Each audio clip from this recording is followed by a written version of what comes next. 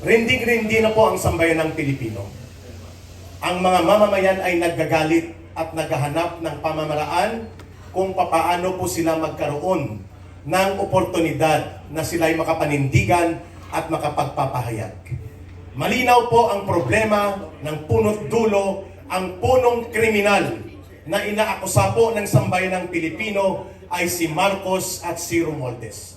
Ano pa man po ang investigasyon na gagawin sa Senate Blue Ribbon Committee, makailang ulit na magpapalit ng chairperson sa Senate Blue Ribbon Committee at pati na ang cover-up Sarsuela doon po sa, thank you Atty. Jimmy Bundok, doon po sa House of Representatives na pinamumunuan ng ex-komunista na si Terry Ridon na nai-involve sa maraming kaso ng korupsyon at sinipa din ng Communist Party of the Philippines at ni Pangulong Duterte, wala pong patutunguhan ito kung hindi matutumbok ang tamang punot dulo ng pinakakriminal na tinatawag nating monumental restoration of plunder and corruption. At walang iba kundi si Marcos at si Romualdez. Icing in the cake lang po kung ang pag-uusapan ng flood control projects kung ikukumpara sa pattern of systematic restoration of plunder. Number one, wala na pong balita ang Maharlika Discarded Fund. 500 billion pesos, 50 billion galing sa Land Bank, 125 billion or 75 billion galing sa Development Bank of the Philippines, and no less than the International Monetary Fund. And ang nagsasabi na ibalik yan sapagkat yan ay para sa suporta ng mga maliliit na sektor ng lipunang Pilipino. Hindi na ibabalik. Wala pong balita ngayon at parang kinalimutan natin na ang authorized recto at si Marcos upang kulimbatin ang PhilHealth. Ang sinasabi nila 60 billion ang nakuha, pero ngayon even the Secretary of Health does not know saan napunta ang 89.5 billion sa PhilHealth. Yan ay lantarang pagnanakaw na ipinatupad nila Marcos at nila Recto at ng kanyang gabinete. Bakit natin hindi yan bubuksan? Hindi lamang ang flood control project. Ang pangatlo, hindi nila inaamin, pero ito ay public knowledge, 25 kilograms of gold reserve. 25,000 kilograms of gold reserve amounting to 129 billion pesos. No report, no transparent update about this. So malinaw po na ang monumental restoration of plunder and corruption, ang arkitekto at punot dulo sa kriminal na pananagutan ay si Marcos at si Romualdez. He cannot feign innocence. At ang malungkot nito, nadadala sa PR gimmick ni Marcos. Paiyak-iyak, pailing-iling, paikot-ikot, paimbestiga-imbestiga. At pag hindi ko kaya yung gumanon. Sabi nito Pasyo. These are all gimmick.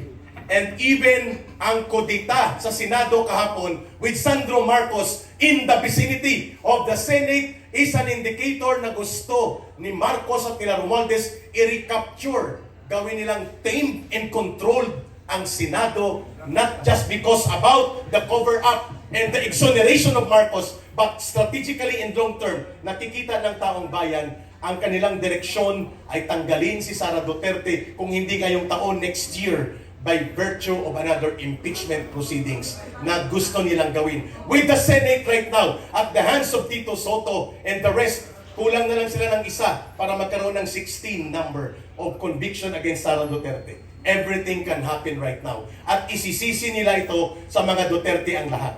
Kaya po ang taong bayan pagod na sa ganitong uri ng diskarte. Papanagutin at ipapanawagan ng sambayanang Pilipino sa darating na People's Congress in the days to come ang paghahatol at paghuhukom sa huling banda at huling daloy ng kasaysayan, taong bayan po ang hahatol sa kanila. Pero on the side of the Duterte Youth Party List, ang masabi namin, yung kinakaharap namin, di ba? Saan kayo nakakita na ang mga Pilipino winawalang iya at tuwing 3 taon nagkakaroon ng pagkakataon lumaban tayo through pagboto, di ba? Ang Duterte Youth Party List po ay nanalo ng 2.3 million na boto. Number 1 na ibinoto ng mga pulis at sundalo sa local absentee voting. Number 1 na ibinoto ng mga OFW sa buong mundo. Lampas 60 countries, number 1 po ang Duterte Youth Party List mula Amerika, Inglaterra, Israel, South Korea, lahat na. Pagdating dito, talo sa Comelec. Saan kayo nakakita ng ganon? Kaya nga sinasabi ko, dati ang ninanakaw lang pera, ngayon pati pala boto ninanakaw na. Paano yan sa 2028? Pag naipanalo natin si Pangulong Sara Duterte, biglang idedeklara lang ng COMELEC na merong pending na kaso and everything and kahit ano pang technicalities, di ba? Kaya nga po, finailan namin sa Korte Suprema nung isang araw ang COMELEC dahil talagang winawalang yan nila ang soberanya, ang demokrasya, ang pagboto ng sambayan ng Pilipino. Masabi ko sa inyo, dapat nandun kami sa Kongreso, 3 nakikipaglaban. Bakit nakikipaglaban?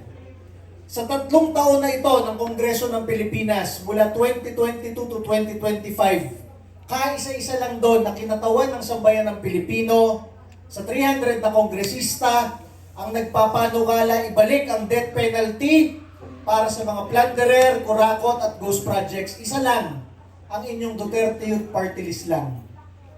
Masabi ko nga sa inyo, napakaraming party list at kongresista, meron doon fake citizenship na proklama. Meron doon ginahasa yung miyembro nila na proklama. Meron ang daming kaso ng plunder at corruption na proklama. Kami pa ang hindi na proklama. Kung sino pa yung kaisa-isang nagpapanukala ng death penalty para sa mga plunderer, kurakot at may ghost projects. Kami pa nakasuhan ng terorismo. Alam nyo ba yun? Yun yung isang kaso namin, promoting violence, tantamount to mass murder. Ang nagkaso, mga makakaliwang grupo na nilalabanan namin, mga kaalyado ng mga teroristang NPA. At yun ang kinatigan ng inyong COMELEC. Kaya nga po, kami po, kaya kasama po sina Atty. Topacio, nag-file po sa Korte Suprema para po ma-resolve agad yun. Kasi kami naniniwala sa independence ng Korte Suprema kung kaya nilang ideklara na yung 200 na kongresista ay unconstitutional ang ginawa kay Vice President Sara Duterte. Paano pa yung kakaunting COMELEC commissioner na talagang binaluktot na ang boto ng taong bayan? Kaya kami po sa Duterte Youth Party List ay talagang sumusuporta sa ating samahan ngayon sa panawagan ng reforma at pagbabago. Alam nyo, huli ko na lang masabi sa inyo, sa Indonesia nga, tinaas lang ng mga kongresista yung kanilang sweldo, benefits ng 100 to 200,000 pesos. Nagwala na yung mga Indonesian, sinunog na yung kongreso, lahat ng luxury cars na lumalabas sa kongreso, pinaghahataw, sinusunog yung mga mansyon. Hindi naman natin sinasabing manunog at magwala tayo, pero yung klase ng galit at pananagutan dapat ng mga politiko dito sa bansa, doon 100,000 piso lang. Dito hindi nga 100,000,000 eh. Bilyon-bilyon. Pag pinagsama mo, trilyon na kada taon ang nawawala. Sa ibang bansa, pag pumunta ka, kunyari South Korea, 24 ang MRT system. Hindi mo kailangan pumila ng matagal, hindi mo kailangan maghirap sa karsada. Dito tatatlo, may baha pa, yung pila na napakahaba, flooded pa pag umulan. Bakit natin pinagtsatsagaan yun? Bakit hindi natin pinapanagot ang mga nakaupong leader? Saka magtataka kayo, bakit ngayon lang nalalaman yan? Ang Office of the President, 4 billion a year. Ang confidential funds, intelligence funds. So, naka 12 billion na siya. Hindi pa rin niya masabi kung sino yung mga kasamahan niyang politiko na talagang kasali doon. Saan ginagamit yung confidential funds na yun ng Pangulo? Dapat alam na niya yun. Tayo nga alam natin na kurakot yung DPWH eh. Tayo nga alam natin na kurakot yung iba yung congressman at gobernador at mayor eh. Bakit yung mismong may pondo para malaman yun, hindi alam. Yun lang po ang ating masabi ngayong araw na ito.